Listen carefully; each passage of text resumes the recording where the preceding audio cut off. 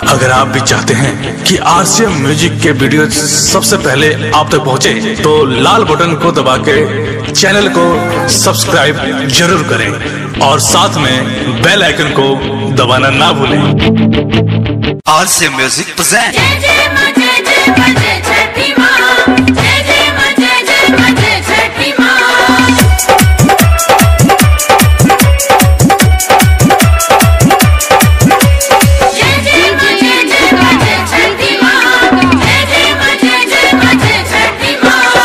भैया के साथे अइली छठी माई के घाटे घाटे घाटे,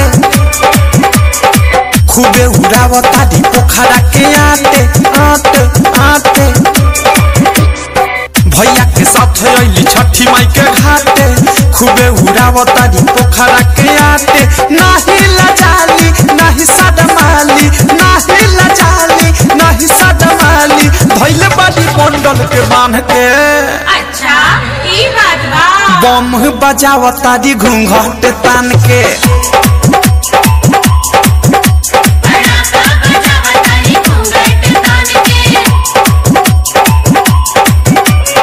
भैया के साथे अइली छठी माई के घाटे घाटे घाटे, खूबे उड़ावता दी पोखरा के आटे आटे आटे। भैया के साथे अइली छठी माई के घाटे, खूबे उड़ावता दी पोखरा के आटे। नाही लजाली नाही सदमाली, नाही लजाली नाही सदमाली, धइले बड़ी बंडल के बांध के। अच्छा ऐसन बात बा। बम बजावता दी घूंघट तान के। छोरे छुरा छुरी भौजी घूंघट तान के।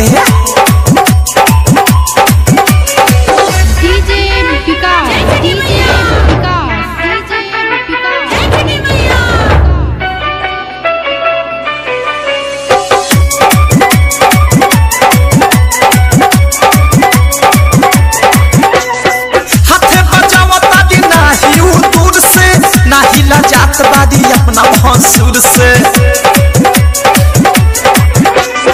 हाथ बजावता दी नाही दूर से, नाही जात बादी अपना भसुर से। पेन्ही के अइली सितारा वाला शादी शादी शादी,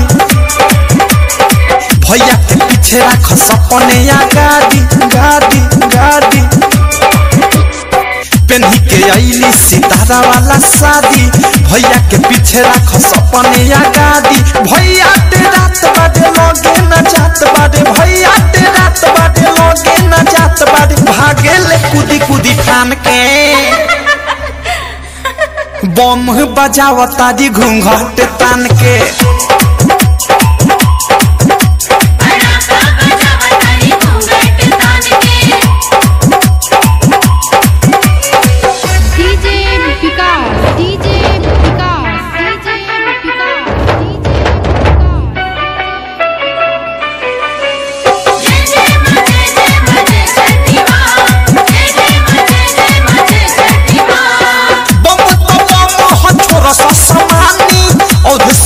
देवर संघवे में बानी